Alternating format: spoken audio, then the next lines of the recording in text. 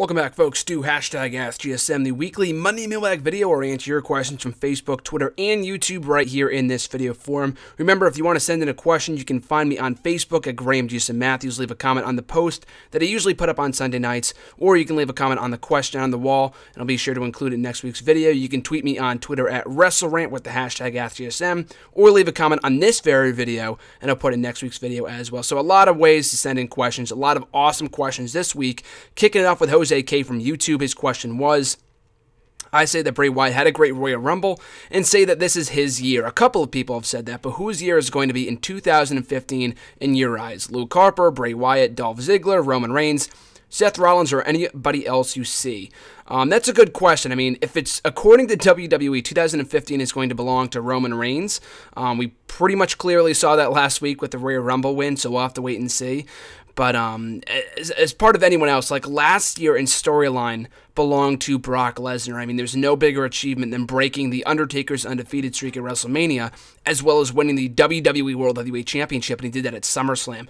To me, 2014 belonged to Seth Rollins. He had such an amazing year in transforming into the biggest heel that WWE has at their disposal at the moment. We saw that last week at the Royal Rumble. The guy was made into a star at that event, and I can't believe, how far he's progressed in the last 6, 7, 8 months alone. So I think 2014 was the year of Seth Rollins. Will 2015 be his year as well? I mean, he has yet to win the World Championship. I think he will be World Champion at some point this year, whether it be sooner rather than later. Now that he's currently Mr. Money in the Bank, we'll have to wait and see.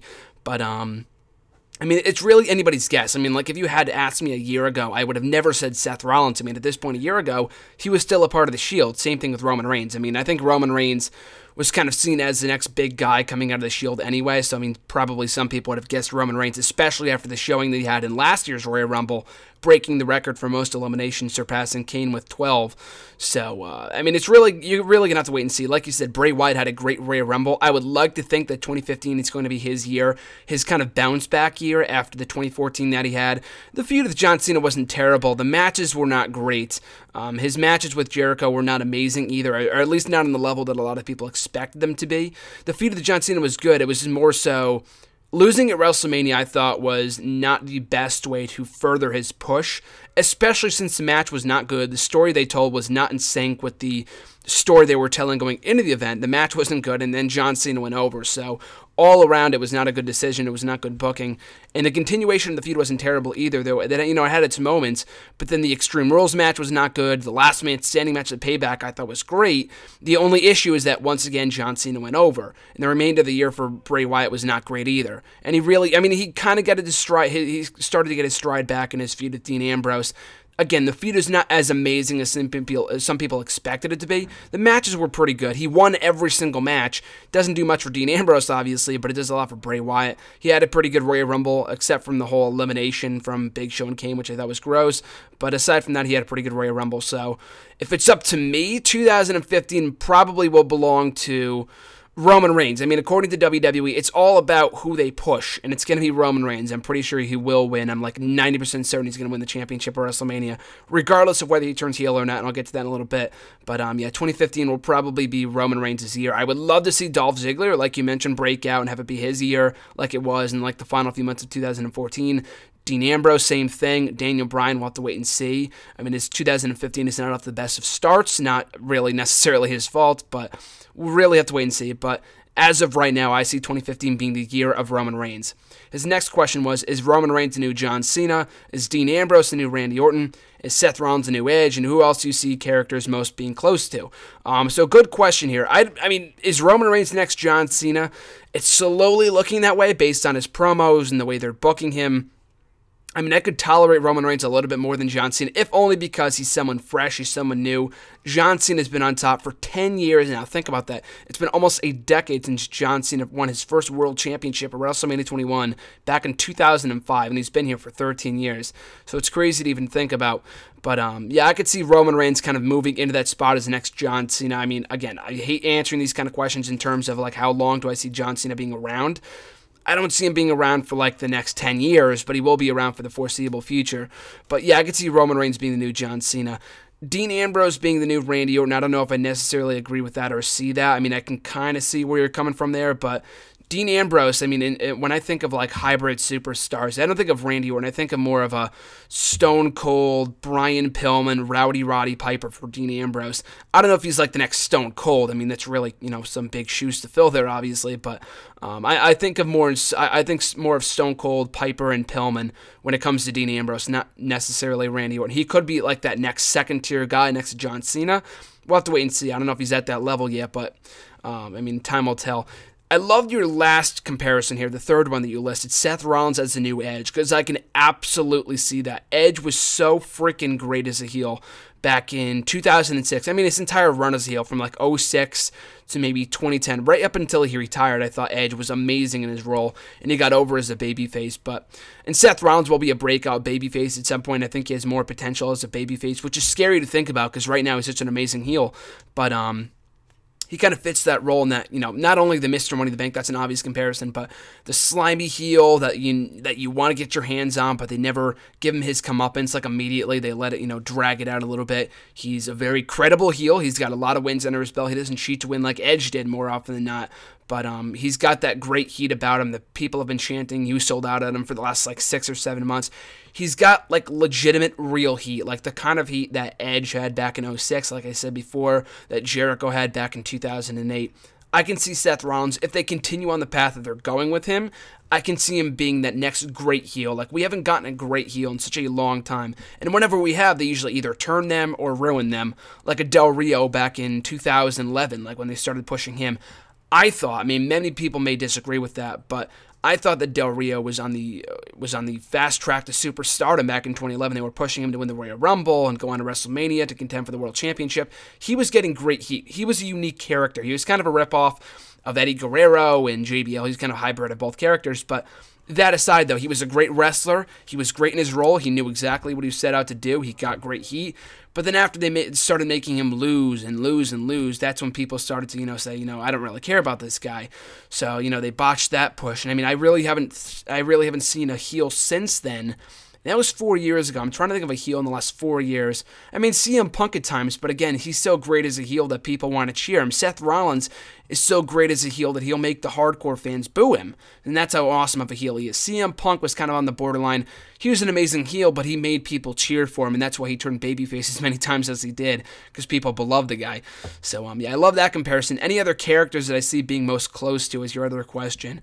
At this point in time, really nobody at the moment. I'm trying to think of all the top guys. There's really not many of them. But I like the comparisons that you made. I could see some were over than others. Like I could see the Cena Roman comparison, and especially the Seth Edge one. I love that one. But none others that come to mind right now. Justin G from Facebook, he's got a couple questions here. His first one, at NXT R Evolution, Finn Balor displayed his trademark painted-up body as Marvel's Carnage. Seeing his old entrances as body paint in New Japan Pro Wrestling's Hannibal and the Joker, who do you think he will come out to next as the next NXT TakeOver special comes close? And who would you like to see him come out as? Who do I think and who do I like to is basically his question. Who do I like to see him paint up as for the next NXT TakeOver special? I did not know that, actually. I knew that he dressed up as Carnage or Venom or whatever the other character was in the past, because I had seen past pictures of him dressed up as that character before he came to NXT, which was awesome. Like I said with Del Rio before, on two completely different levels here, but that was something that is unique to Finn Balor, aka Prince Devitt. It's something that no one else has done before, at least to that extent, and it's what makes him, makes him special. And I'm glad that he's doing it now in NXT, and I'm also very glad that he's doing it on an occasional basis and not, wearing it thin by doing it all the time. Like, that's something that Jeff Hardy should have done. He does the face paint. He does the face paint so often that I got sick of it after a while. Like, he's a guy that should use the face paint every so often when it comes to big pay-per-views or big fight feel matches, and not just on every other episode of Impact. I think it kind of lessens the impact, no pun intended, of the face paint, in my opinion anyway.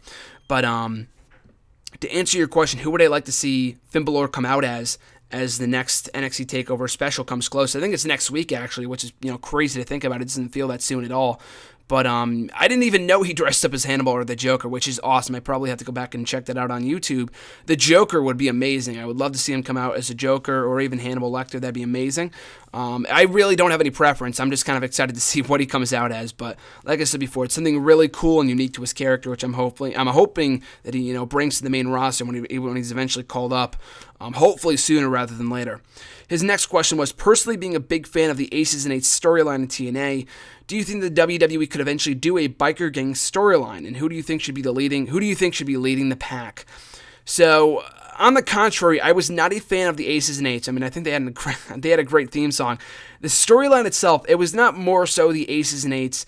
It was more so the fact that the booking of that faction, they made them lose time and time again.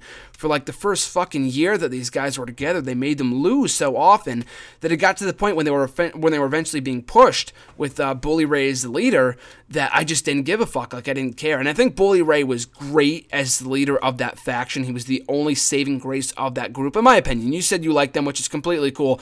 I just wasn't a fan of their booking, that's all. I think Bully Ray was great in that role. Everyone else, like, there was fucking Doc, maybe I can see, but there was Wes Briscoe, Garrett Bischoff. Like, there were a lot of guys that did not belong. D'Lo Brown, it was so random. And the only real reason, in my opinion, maybe I'm wrong here, but the only real reason why TNA did that, the Aces and Eights storyline, was because they were just riding off the popularity, no pun intended, of the hit show Sons of Anarchy. That was the only real reason. Like, they even went so far as to name the ranks, like Lieutenant or whatever the hell it is. I don't watch the show, so I don't know. But they related the ranks from the show, like Lieutenant and whatever else, like Second in Chief. They copied that from the show, like it was so obvious. So they were only trying to, ride off that popularity, ride the coattails of the show's success. That was the only real reason, and I think anyway, why they did the Aces and Eights group, or at least formed it after that show. And once that kind of ran its course and they got rid of it and they disbanded the group, thankfully, in late 2013. So obviously I was not a fan of that storyline. Like, TNA has all these heel factions. Like, right now they have the Beatdown Crew, Beatdown Clan, whatever the hell they're called. And I don't think that's the greatest of groups. Like, the booking so far has been fine. Like, we'll have to wait and see. I'll reserve judgment until a couple months go by. But so far I'm not really a fan of that. Like, I liked the Main Event Mafia for a time, and Immortal when they first got started before they got really watered down. And there's just a lot of groups out there that really have no business being together. Like, TNA has such a fetish for heel factions for some reason. I have no idea why. But to answer your question, do I think that WWE could eventually do something like that? Hopefully not. I mean, I'm not only blaming TNA here. WWE has done things in the past to write off other show successes. Like, I can't think of something off the top of my head right now, but I'm sure there have been things, especially in recent years, where they do things to copy off a show's success or whatever. Like, I wouldn't be surprised. That's what everyone does to kind of, gain relevancy for whatever their product is. But could I see WWE doing that? Probably not. I mean, would I be opposed to it? Yes, because I don't think it's necessary. Could I see WWE doing it at some point? Maybe. Like I said, don't think it's necessary. But if they had to do an Aces and Eights like group for WWE, who could I see leading the pack? The only real character right now, aside from like an American Badass Undertaker, which I don't think is returning, by the way. I've seen some people, like some people have asked me that before. I don't see that returning. It would be awesome. Don't get me wrong. I just don't see it happening, unfortunately. But anyone on the current roster that I could see filling that role of a leader of a pack like the Aces and Eights would have to be Baron Corbin. Like, the guy screams biker gang. Like, that guy, he's got that cool it factor about him that makes him unique. Like I was talking about that before, the it factor. And I think if they were to do something like that, like I said before, would not be a fan of it, would not be in favor of it. But if they were going to do something like that, Baron Corbin would fit that role, would fit that leader role to an absolute T. He screams biker gang, like the lone wolf kind of thing. It's perfect for him. I think he even rode a bike to the ring. He rode like a motorcycle to the ring at some point before he became Baron Corbin. Maybe it was when he was Baron Corbin, but when he was a job guy, I think he had Vicky Guerrero, Shaul Guerrero, her daughter, with him, a part of the act before she got released last year. I think. I'm not exactly sure. But yeah, Baron Corbin would be perfect in that role if WWE did something like that. His next question was, in recent weeks, WWE has been going with Antonio Cesaro and Tyson Kidd as a tag team. What are your thoughts on this, as I think they will become tag team champions by the end of the spring? It's very likely, because as of right now, as of last week on SmackDown, it looks like the Usos are moving into a feud with Kid and Cesaro over the tag team titles, which is awesome. I think the matches they could produce would be amazing. I got sick of Miz and Mizdow in the tag team title picture. I love the group, but I mean, we've seen that match so many times over the last 3 to 4 months that they run it into the ground. Like the same thing with Gold and Stardust. They do the same fucking matches all the time. It gets to the point of just ad nauseum. You just too much is, it gets to the point of being oversaturated. I'm glad they're moving into a new program with the Usos and Kid and Cesaro, and they gave Kid and Cesaro a good, credible win. I mean, define credible, but whatever. It's a win. A win is a win over the New Day at the Royal Rumble, which was great. So I look forward to that feud. Do I see them becoming tag team champions? I would love to see it. I love the Usos, but if there's any one tag team on the roster right now that I would be in favor of them taking the tag team titles off the Usos, it would have to be Cesaro and Kid. I think they're an amazing tag team. And the thing is, even though they're two individual competitors, paired together, we see this, with Air Boom and pretty much most tag teams, a lot of the most successful tag teams, Team Hell No, Jericho in recent years, a lot of these tag teams are just two singles guys. They have nothing going for them, so they just throw them together in a tag team. And, that's kind of the case with Cesaro and Kid. They don't have anything going for them right now, so they just put them in a tag team. But they are so great together. These guys feel like a legitimate tag team. Like, they go to the Performance Center, from what I've read, and work on tag team maneuvers. Like, that's awesome. And it shows in their matches, too. I was watching a match with, a non-wrestling fan a while ago, and it's Kid and Cesaro. They did the spin, the Cesaro was doing a signature spin, the giant swing, and Tyson Kidd delivered a drop kick, and I think I was watching with my brother or something like that, and he even thought that was cool. And things like that stick out to the non-wrestling fans, so I think that's pretty awesome. So I'm hoping they become tag team champions. I'm not going to say it's guaranteed. Like the Real Americans, I would have sworn to you that those guys would have become tag team champions at some point in their run last year. Didn't happen. They broke up before that could happen. But I'm hoping Cesaro and Kid could get a great run out of tag team champions at some point, sooner rather than later. I think they will become tag team champions before the end of the year. They'll probably break up before the end of the year, but I would love to see them win the tag team titles, either at Fastlane. I mean, that might be too soon. The Usos just won the gold, at the end of the year, on the final edition of 2014. And we've seen the tag team titles change hands so many times in the last couple of months that it'd be worthless. Like, why should I even care? But if they wait on it, maybe at WrestleMania or Extreme Rules, I think that'd be a great way to kind of give a nice rub to Cesaro and Kid, who desperately need it right now. His next question was, being a fan of the Hardys in 1999 or early 2000, they had a run-in with Gangrel to form the New Brood. Do you think that this could have benefited them in any way in joining forces with Gangrel, or do you think that at the time that leaving Michael Hayes was a bit premature? Do I think it benefited the Hardys? Like you said, yes, they were a part of the Brood with Edge and Christian for a little bit before they broke out on their own. I don't think it really necessarily benefited them. I think it was one of those things that they put them in the group and they're thinking, okay, this didn't work, so we'll just break them off on their own. I don't know. They probably would have gone off and gotten over on their own if they were to just be themselves from the get-go.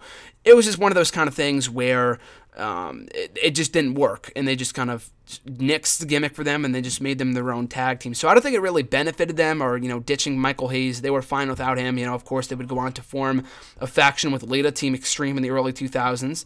So obviously that brought them a lot of success, needless to say. But no, I don't think the whole New Brood thing with Michael Hayes and Gangrel, it didn't really benefit the Hardys. It was one of those things where they just put them together and it just didn't work, so they nixed it. It didn't really hurt their career because they only just gotten started. It wasn't like they were over on their own and then did it. It was probably better the way they ended up doing it, with them starting out with the Brood and then breaking off, and it made for a great feud, obviously, with Edge and Christian as well as the Dudleys in years to come. So his next question was, the entire Divas division outside of Tamina and AJ Lee is a part of Total Divas. Do you think that Total Divas is hurting the Divas division storylines, and could you see Charlotte or Sasha Banks fall into that shitty show as the so-called newbie? So to answer your first question, do I think it's hurting the Divas division right now?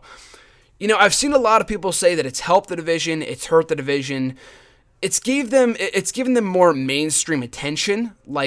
I know of some people that only watch Total Divas that aren't wrestling fans whatsoever, and then from Total Divas get into WWE, get into pro wrestling, get into the Divas division. So, in a way, I do think it's helped. It's both helped and hurt. A lot of the storylines they do in the Divas division, the whole Paige and Natalya thing makes absolutely no sense to me, because like on WWE TV, Paige was a heel like a month ago, and then out of nowhere she joins forces with Natalya, and Paige is getting, like, I love Paige, but now she's getting the Divas title shot, even though Natalya beat the Divas champion Nikki on 2 occasions. Like, it makes no sense to me anyway. So I don't want to say it's helped or even hurt the division. I think it really hasn't changed much. I mean, you go back to, what, 2011, 2012, like, there was the point in 2012 where the Divas weren't even on fucking TV, and that was before Total Divas kind of came about. So, in my opinion, I think it's helped the division more than it's helped it, even though then it's hurt it. That's not saying much, because I don't think it's helped the division too much. Like, if it was going to help the division a lot, I mean, they've given them some stories, but the Divas matches, like the length of the Divas matches, has not changed too much at all. Like, it's given them some stories here and there, some stories better than others, but the Divas division, the Divas matches in comparison to 2, 3, 4 years ago is exactly the same. Like, I care as much as the Divas division now as I did then. Like, there really isn't much of it, as much of a difference. Like, I like Total Divas. I mean, I know I'm in the minority here. I think it's a fine show. I don't hate the show. You called it a shitty show, which is fine. A lot of people don't like it. That's completely okay. I could definitely see why. I mean, it's definitely degressed in the last couple of years since its debut. Some of the more recent episodes are not great anyway, but I digress. I don't want to say it's helped or hurt the division. Like I said, I think it's helped it more than it's hurt it, but like I said, the fact that the Divas matches are 2, 3, 4 minutes long, the same length that they were a couple of years ago, then there's really no difference whatsoever. To answer your second question, the second part of your question here, could I see Charlotte or Sasha Banks going to that show? I could see that happening. Like you said, I don't want to see it happen. I don't think they need that show. I don't think Paige needed the show. She's entertaining on the show. I mean, I've seen the more recent episodes. She's not bad. The show on the whole is not great anymore, as you know, as good as it was, for what that's worth anyway. But I could absolutely see them I could absolutely see WWE putting them on Total Divas, Charlotte or Sasha Banks. I don't want to see it happen. I don't think they need the show. They absolutely don't need it. Charlotte is great on her own. Same thing with Sasha. But could see it happening. Don't want to see it happen, though. So we move on to Paul's question here. How do you suppose Roman Reigns will bounce back from all the negative reception that he received at the Royal Rumble? Will a heel turn in alignment with Paul Heyman at WrestleMania do the trick? So a lot of people said, how will they handle this? I mean, we'll find out tonight on Raw. If you're listening to this after Raw, you probably already know, obviously. But tonight on Raw, Triple H is going to be making, a quote-unquote blockbuster announcement in regards to WrestleMania that's going to, once again, quote-unquote, shake the WWE Universe to its very core. Again, like I've said to some people over the last week, I don't think this announcement is going to be anything that's going to, like Triple H said, shake the WWE Universe to its very core. I don't think it's going to make the WrestleMania event any different. I think the WrestleMania main event is going to be the same as it was, as it is right now, Brock Lesnar versus Roman Reigns. I don't see them deviating from that match at WrestleMania over the WWE World Heavyweight Championship. I think that match is going to stay in place come WrestleMania. I don't think that's going to change. I think Roman Reigns at this point, you can't do the exact replica of what they did last year with Daniel Bryan and, insert Daniel Bryan into the title picture. At this point, that's not happening. I mean, I would love to see it, but it's not happening. It's way too reminiscent of last year. So they're not going to make it a triple threat. It's staying Roman Reigns versus Brock Lesnar. Not confirmed, but that's just my suspicion of it. But people are asking what they're going to do with Roman Reigns. Turning him heel, like they've already kind of teased Brock Lesnar turning babyface as of a couple weeks ago on Raw, and a couple of other things like in recent weeks, but he definitely came off as the heel in that interview, the sit-down interview that they did with Paul Heyman on last week's episode of Raw, the Snowden edition.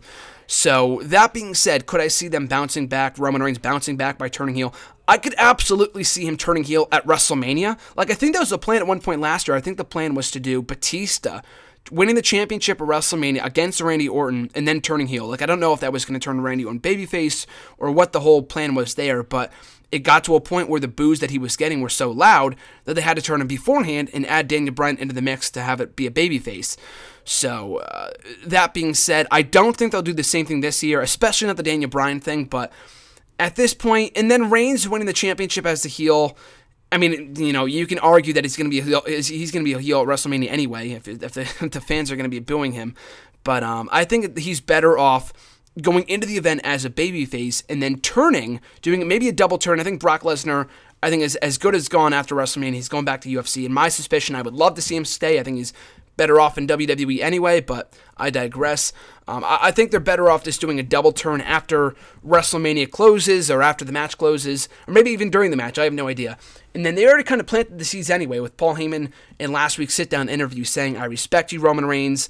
And, they already kind of planted the seeds for that to happen. So I would love to see it. I think it'd be great. Roman Reigns needs that mouthpiece. And adding him into the equation, Paul Heyman and Roman Reigns, I think would be a great pairing. Maybe then you could turn Seth Rollins babyface with Brock Lesnar gone. I don't know what you do there. But, still, though, it sets up Roman Reigns as the next big heel in WWE. So I don't think a heel turn in alignment with Paul Heyman, at WrestleMania, like you said, would absolutely do the trick. Beforehand, I don't really think it's necessary. I think at this point you can definitely... It's not as bad as last year. I think Roman Reigns versus Brock Lesnar, unlike Batista versus Orton, is something new. It's something fresh. It's not the worst possible fucking thing we could get at WrestleMania. So I think if they keep on doing that, it won't be the worst thing in the world. And then you could do the double turn at WrestleMania. That's the way I see it going down. His next question here is Brock Lesnar's in-ring style is somewhat, would say, a hybrid between MMA and pro wrestling or wrestling. Do you think if this kind of style had been adapted by Sylvester Turkey before, back in 06 or whatever it was, would he have had a decent run in the failed ECW or maybe even on SmackDown? So that name, it took me a second to remember who this guy was. He was so forgettable. He was in WWE for a cup of coffee, but he was the manager of Elijah Burke, his tag team partner, whatever you want to call it. What may have you is he was the tag team partner of Elijah Burke back in 06, I want to say. I don't know about in 07. I think he was even gone before 07 even started, and that was when Elijah Burke, ran into the New Brood. Not the New Brood, I'm sorry, the New Blood, I think it was. I've botched the name of the group. The New Breed, that's what it was. The fucking New Breed, not the New Brood, New Day, the New Breed back in ECW. I think he was gone before that even took place. But I think the biggest difference between Sylvester Turkey and Brock Lesnar's in-ring style, it's very similar, like you said. But the difference is that Brock Lesnar makes it fucking work. Like, his UFC stuff was amazing. Like, he was one of the biggest box office draws in UFC. And we had kind of seen it before with Ken Shamrock in the early WWE, back in like the late 90s and early 2000s. Like, we've seen it before. But Brock Lesnar was a machine. He was a monster of a man. That made it work. Sylvester Turkey was nothing, like, he was not someone with a lot of untapped potential. Like, maybe he might have gotten a more decent run had he come around like today as opposed to 10 years ago. It's crazy to think it's been that long. But had Brock Lesnar popularized, so to speak, for lack of a better term, that hybrid, like you said, of MMA and pro wrestling, that kind of in-ring style, maybe he could have got a better run out of it. But like I said, Brock Lesnar makes it work because the guy's a beast. It fits his character to a T. It's what he did in real life. I think Turkey may have done it in real life too. I'm not exactly sure. But, he really wasn't all that impressive. He was just kind of there. And Elijah Burke, he was fine on his own without Turkey anyway. Elijah Burke kind of broke off on his own. Like I said before, did the New Breed. He could have been more. I think they wasted Elijah Burke. That's another discussion for another day. They wasted him on ECW, who could have been something a lot more than what he was. But, no, I don't think he could have gotten a big run out of it, Turkey, that is. He might have had a better run, maybe, on ECW or SmackDown, as you said, but he wouldn't have been, on the success level of a Brock Lesnar. His next question was, it's been almost 2 years, or maybe more, when then Zack Ryder won his only championship in WWE. It's actually been 4, but, yeah, it's crazy to think. Time flies by, I guess. And now he's buried 10 feet deep. Do you think he would fare better in either TNA, Ring of Honor, or Lucha Underground? So someone else has asked me this before. In TNA, I can bet your ass that if he was to go to TNA, he would just be added into the bromance. Like, that would be horrendous and something that I would absolutely not want to see take place. I do not like the bromance. I think even Robbie E is like a prime example. I think, like Zack Ryder, he's a great athlete. He's a great talent, just saddled with a very outdated gimmick. Zack Ryder, it's a bit different. It's not very Jersey Shore oriented, but the gimmick of the bromance absolutely is, and there really isn't much more they could do with that gimmick, so that's why I think they should just scrap it and just make Robbie E into the talent that he could be as a serious singles competitor, but, it is what it is. So, in TNA, they would just throw him with a fucking bromance or Robbie E, so that's a no. Lucha Underground, maybe. Like I said, he's a great in-ring talent, but I don't see his in-ring talent. I mean, I know we have, I mean, fucking, I would never see, I would have never seen Ezekiel Jackson, a.k.a. Big Rick, in Lucha Underground, so I guess anything's possible, but I think his in-ring style is more suited for the indies, or like you said, Ring of Honor. I think he could, do good things in Ring of Honor. I don't see him being on the level of like an AJ Styles or something, but I think Zack Ryder in Ring of Honor could be really cool, especially since Ring of Honor is more Northeast oriented anyway, and that's where Zack Ryder is based out of, here in Long Island. So it would be great to see him in Ring of Honor. TNA, like I said before, maybe, but they would more than likely just ruin him by putting him in the bromance. No better off in TNA than he would be in WWE. In Lucha Underground, maybe, again, I think he could do some cool things there and, mix it up with like a John Morrison, Johnny Mundo, and Prince Puma, and Phoenix, and some of the other great talent they have over in Lucha Underground. But I think of those three promotions that you named, I think I would much rather see him in Ring of Honor based off the promotion, like where it's based out of, and some of the talent that they have there. I think he could be taken a little bit more seriously. Scrap the gimmick, make him a full-on just a wrestler, which he's meant to be as. I like the Zack Ryder gimmick, but at this point in WWE, it's never going to be taken seriously as anything more than, an undercard gimmick. And that's basically the way that they've, branded him over the last 4 or 5 years in WWE, with the lack of his push and the burial back in 2012, like you said. But, yeah, I think he could do some cool things in Ring of Honor. His next question was, Sting in the WWE, Pacquiao versus Mayweather, Patriots winning their fourth Super Bowl title. These kind of things seem like they were impossible before. Do you think it would be impossible at some point for either Kurt Angle or CM Punk to make a WWE return? I've made no bones about this. I think both guys are going to be back in WWE at some point in time. I'm not going to go on a lengthy rant about this, but I think CM Punk, unlike what contrary to what popular belief is, a lot of people think he will never be back. I do think, I've been saying this for the last year now. I mean, it's been over a year since he left WWE, which is, again, crazy to think about that it's been that long. But I've said since day one that CM Punk will be back in WWE. It may not even be in an in-ring wrestling role, like in an active competitor role. It may not even be in that kind of role in WWE. I think he will be back in WWE, if not for a one-off appearance or a Hall of Fame induction, like The Warrior, like Hart, like San Martino, like Backlund, like everybody that they've had problems with, the Poffo family. They will make up with CM Punk at some point in time. He may be that one guy that never makes it up, that never makes amends with WWE. Well, I guess we'll never really know. But I do think at some point or another, we will see him back in WWE, whether it be wrestling role or not. Same thing with Kurt Angle. I think it's a lot less likely at this point in his career that we will see him back in WWE in a wrestling role. It sucks to say. I really want to see one more match from Kurt Angle in WWE.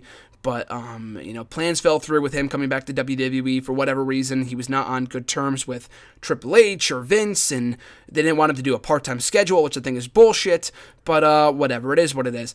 So, but I do think that he also, more so probably than CM Punk, I think he's on better terms in WWE than Punk is right now. But, like Punk, I can see him coming back for a Hall of Fame induction down the line.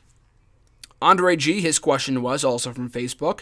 What WrestleMania match are you excited to watch or rewatch for your Wrestle Rant video series? So, on that note, I guess it's time to cheap plug here. Shamelessly plug the Wrestle Rant video series for this month, or for the next 2 months, that is, on the YouTube channel right here, obviously. In my Wrestle Rant video series, I'm going to be talking about every single WrestleMania, 1 through 30, with the exception of 17, 19, 20, and 21, which I reviewed last year. But with the exception of those WrestleManias, I'll be watching and reviewing every WrestleMania from 1 to 30. 1 and 2 are already up there. 3 will be up there tomorrow, or up here on the channel tomorrow if you want to check it out. So, I've already watched 1 through 11. And, of course, I've seen, I've been a fan since 2009. So, I've seen WrestleMania 25 and onwards. But, what matches am I excited to rewatch?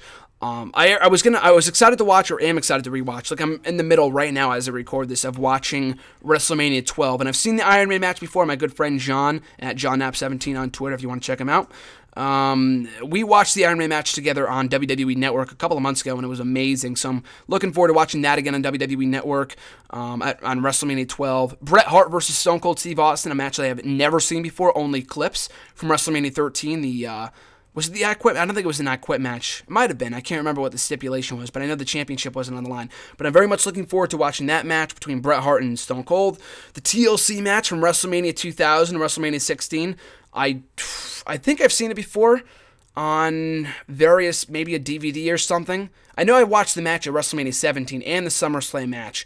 I probably watched WrestleMania 20 or WrestleMania 2000 in that match at that event. I can't remember exactly, but I'm excited to watch that match back since I haven't seen WrestleMania 2000 at all yet.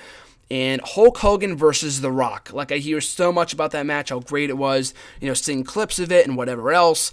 It's an amazing match. Not from like an in-ring standpoint, but still though, that match was like a marquee matchup, something that lived up to the expectations from a fan standpoint. Like, the Toronto crowd that night made that matchup what it was, and I'm excited to go back and watch it on WWE Network. I don't know why I skipped over WrestleMania 18 last year. I watched 17, 19, 20, and 21, and I have yet to watch WrestleMania 18, and the one match from that show that I'm really excited to go back and watch is Hulk Hogan versus The Rock.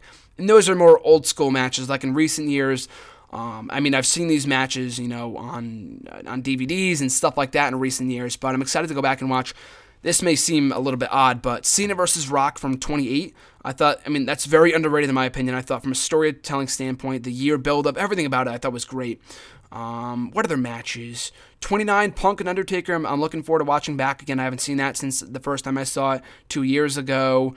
25, of course, Undertaker versus Shawn Michaels. I've seen it a million times. I own the WrestleMania 25 DVD, but I don't know if I watched it last year. I think I did. No, actually, I don't think I did, actually. But I'm excited to go back and watch that again. An amazing match. No matter how many times you see it, it's great every single time you watch it. So those are some of the matches I'm looking forward to watching and rewatching on the WWE Network, my WrestleMania video series, for the entire road to WrestleMania. His next question was, out of the following 4 superstars, who should have won the world title first? Roddy Piper, Jake the Snake Roberts, Scott Hall, or the British Bulldog? Absolutely all the way Roddy Piper. The fact that he was never world champion is mind-boggling to me. The biggest heel, he was one of the biggest baby faces for the first 10, 11 WrestleManias.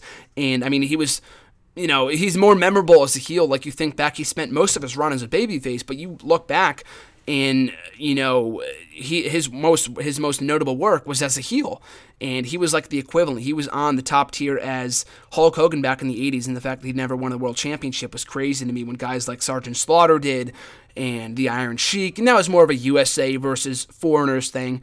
Even Roddy Piper is a foreigner, but not in the way that Iron Sheik and Sergeant Slaughter were. But still, though, the fact that he was never WWE champion is mind-blowing to me. And the other guys could have been world champion. I think they could have been a world champion at some point or another. British Bulldog, Jake the Snake Roberts, Scott Hall.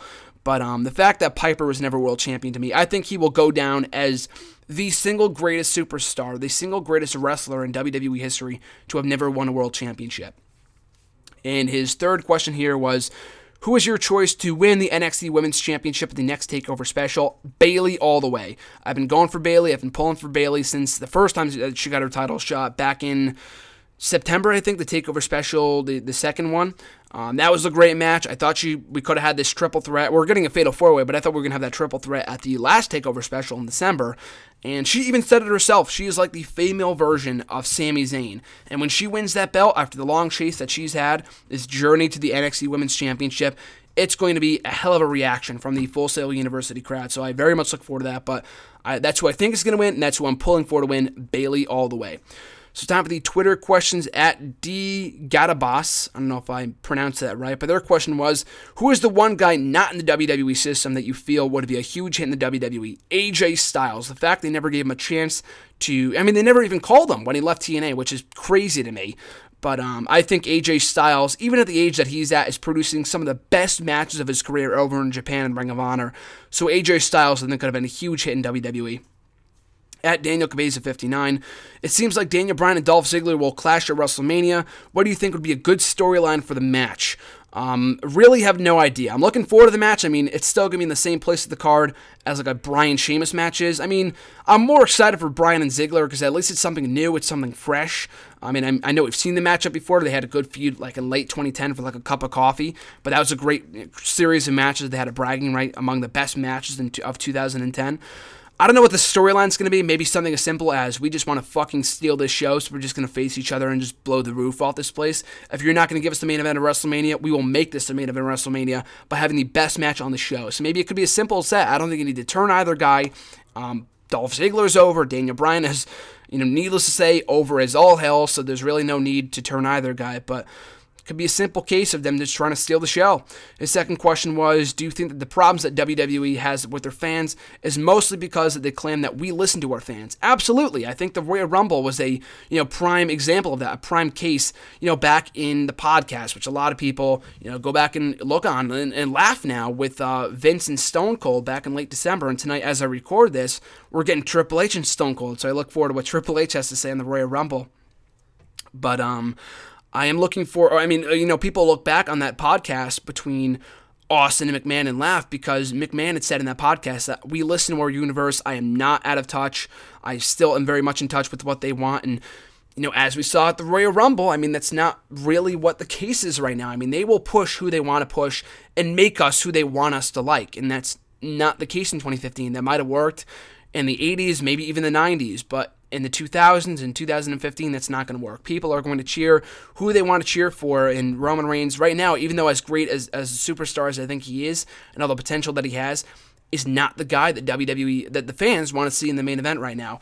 So I do think that is a huge problem with WWE right now. The booking and not knowing what the fans want is bad enough, but claiming that they listen to their fans and then giving us something else that we don't want to see definitely adds to that. At Swagzio, their question was, who is one superstar that you would like to see Sami Zayn in the main roster, or face in the main roster? Daniel Bryan, in terms of a fresh matchup, would be an amazing matchup. I don't know if I could see that as like a WrestleMania main event, but from an in-ring standpoint, the matches that those two could have would be surreal. Same with Seth Rollins. We've seen the matchup multiple times in the past, but Cesaro, I do think, and to this day, I still maintain that Sami Zayn's debut match should be against Cesaro the night after WrestleMania. Cesaro issues an open challenge, out comes Sami Zayn, makes his main roster debut, would be amazing in my opinion. So those are some of the superstars I would like to see him face when he gets called up to the main roster.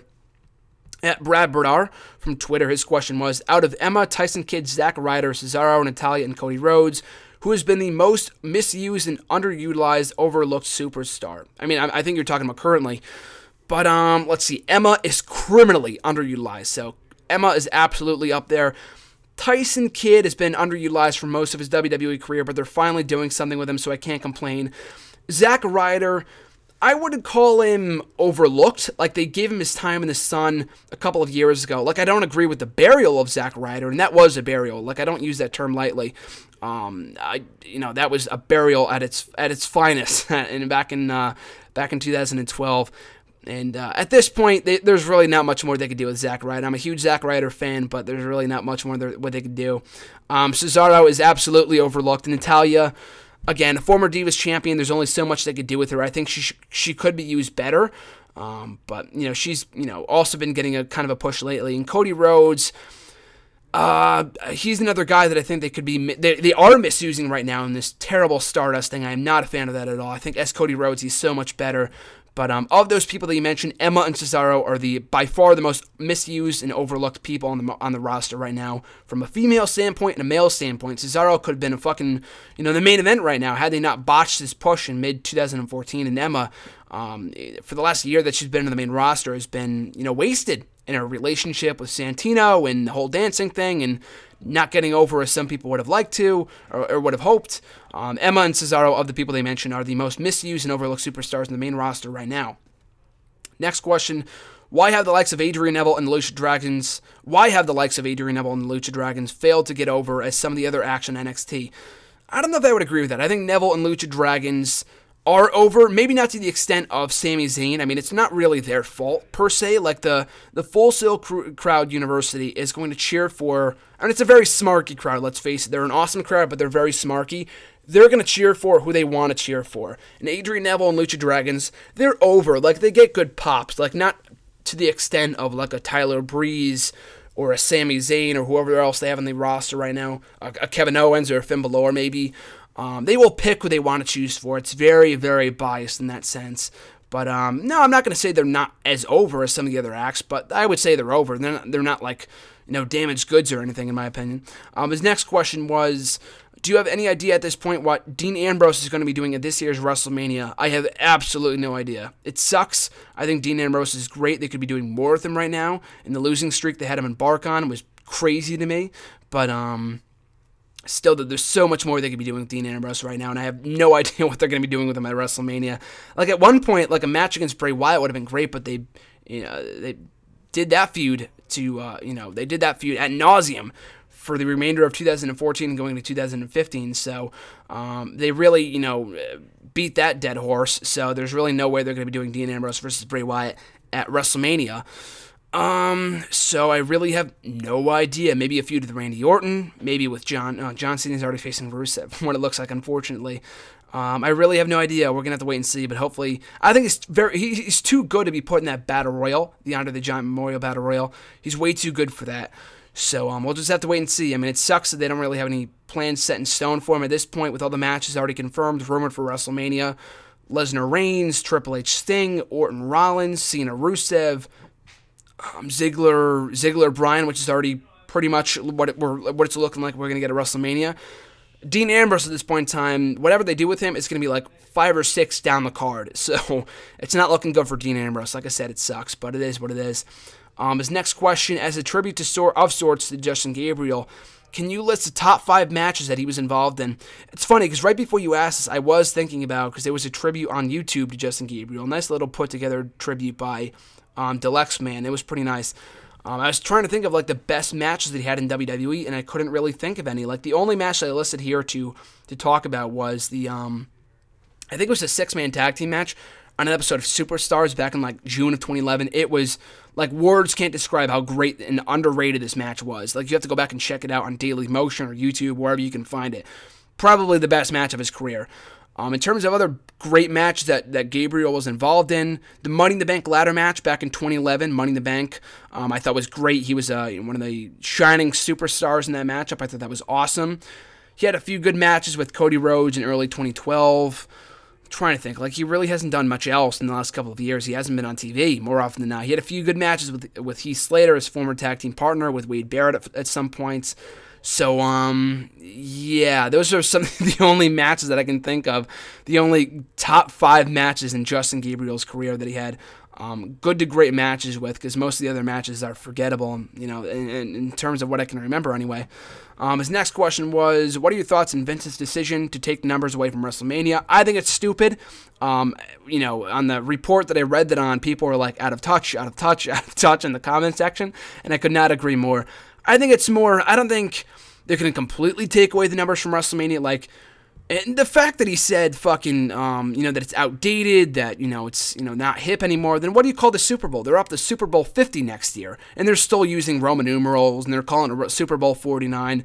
Then why not do the same thing with WrestleMania? Super Bowl, like, if you're going to compare WrestleMania to the Super Bowl, then why wouldn't you call it WrestleMania 31 and WrestleMania 32? Like, they may not use it in the logo going forward, but I can guarantee you they will still use the numbers in terms of talking about it. There's no way they're going to scratch that altogether. It's ridiculous to me. But if they are going to scratch it, I think it's stupid, beyond belief, but I don't think they're going to take away from it completely. Like, that's around the same rumor that they did a couple years ago, and that WWE was no longer going to stand for World Wrestling Entertainment. Like, that was rumored at one point, and it was just going to be called WWE. That didn't really pan out too well. People still call it World Wrestling Entertainment. I think even they still call themselves World Wrestling Entertainment, so that didn't really go out too well, but yeah, those are my thoughts on that. At Cody Collier 12, we're going to run through the next few questions here. Do you think that WWE made a mistake by not making John Cena wearing a Nexus t-shirt the night after he joined the Nexus after Hell in a Cell 2010? Yes, actually I do. That's a good question. And that whole storyline was so botched. They ruined the Nexus after their loss at SummerSlam, needless to say, that year. But the whole Cena Nexus thing, like, they should have made him wear a t-shirt, and I think they might have at one point. They waited too long to do it. They did it on the Raw before Survivor Series. I think it was on that old school Raw, in that Piper's Pit segment, which I thought was great.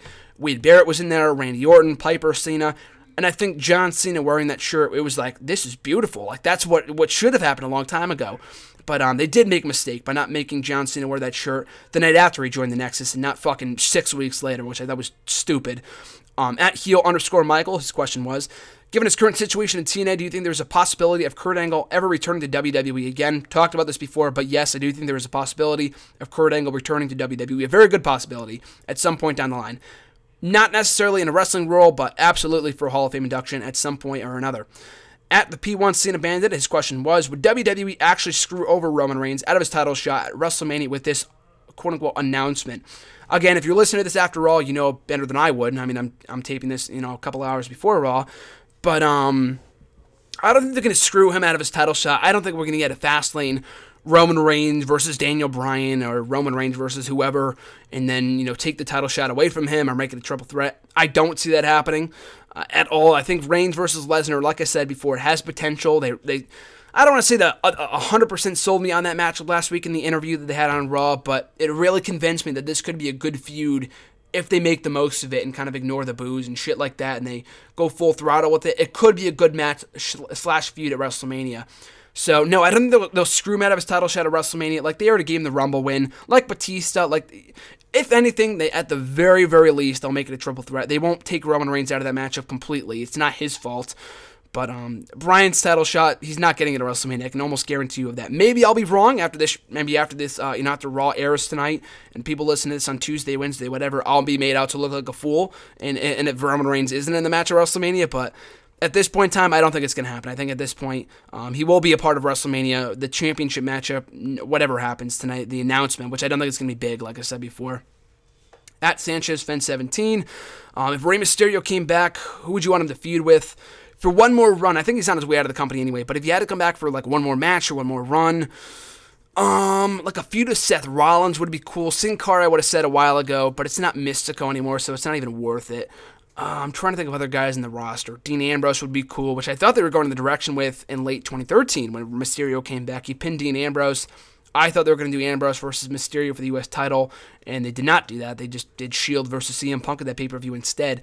But, Seth Rollins versus Mysterio would be amazing, so I'd have to go with that.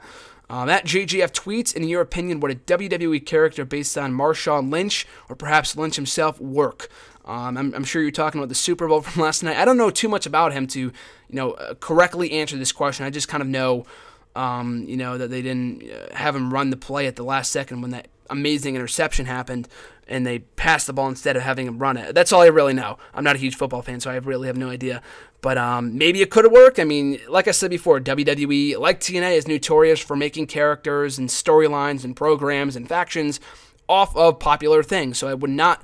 it would not surprise me in the least if they did do that. I mean, would it work? Probably not. But I mean, it would be funny though if they did it for a night only kind of thing or whatever. Maybe tonight on Raw we'll see something like that. I have no idea, but that would be funny though.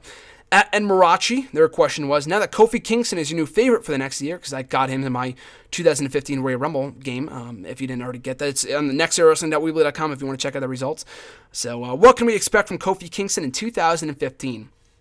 I'm hoping they get rid of this god-awful fucking New Day shit. It is so bad. It is terrible. It's stereotypical. No one likes this shit. Not even the most casual viewer will like this character. And I'm hoping what we see from Kofi Kingston in 2015 is a heel turn. It's so overdue. It was teased for 2 seconds on an episode of Raw last year, and that was all that we got from heel Kofi.